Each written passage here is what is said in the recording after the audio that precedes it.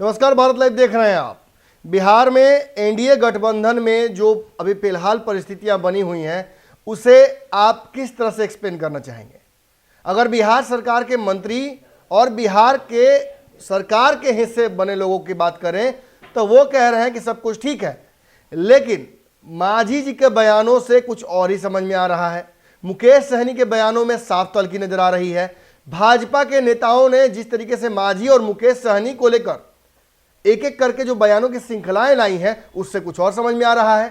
कल अजय निषाद ने सीधे तौर पर कहा जा सकता है कि एनडीए गठबंधन की जो ताबूत है उसमें पहली कील ठोक दी, ये कहकर कि मुकेश सहनी को फिलहाल जो एक सीट कम हुई है उनकी एक विधायक के निधन से वो भूल जानी चाहिए।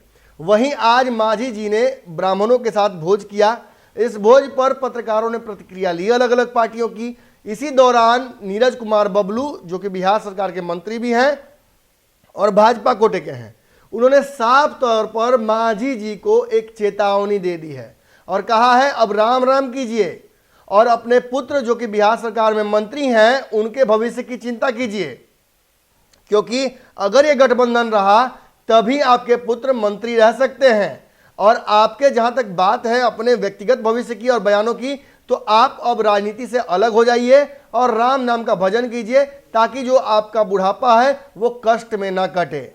सीधी बात अगर समझाऊं, इस बयान को चीर फाड़ करके बताऊं तो बात समझ लीजिए, एनडीए के विवाद को काफी आगे बढ़ा दिया जा चुका है।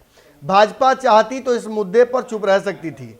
जिस तरीके से भाजपा नेताओं ने मांझी द्वारा ब्राह्मणों को कहे जाने पर बहुत सारी बातें अपनी चुप्पी बनाई, उसी तरह से आज के भोज पर भी चुप्पी रखी जा सकती थी। लेकिन नीरज कुमार बबलू का आज इस तरीके से मांझी पर हमला करना, कल अजय निषाद का सीधे तौर पर मुकेश सहनी पर हमला करना, ये एक इशारा है भाजपा द्वारा कि हम भी तैयार हैं। अगर आप नीतीश कुमार के कंधे पर रखकर बंदूक खेलना चाहते हैं, अगर नीतीश कुमार के साथ होकर आप एनडीए से भाजपा को कमजोर करना चाहते हैं, अलग करना चाहते हैं बिहार में, तो ऐसी स्थिति के लिए भाजपा भी तैयार है। और नीरज बबलू के बयानों ने यह स्पष्ट कर दिया है कि फिलहाल भाजपा बैकफुट पर नहीं जाने वाली है। मांझी जी को अपने जो बयान हैं, जो उनके द्वारा किए गए एक्शंस हैं, उनका कॉन्सिक्वेंसेस भुगतना पड़ेगा।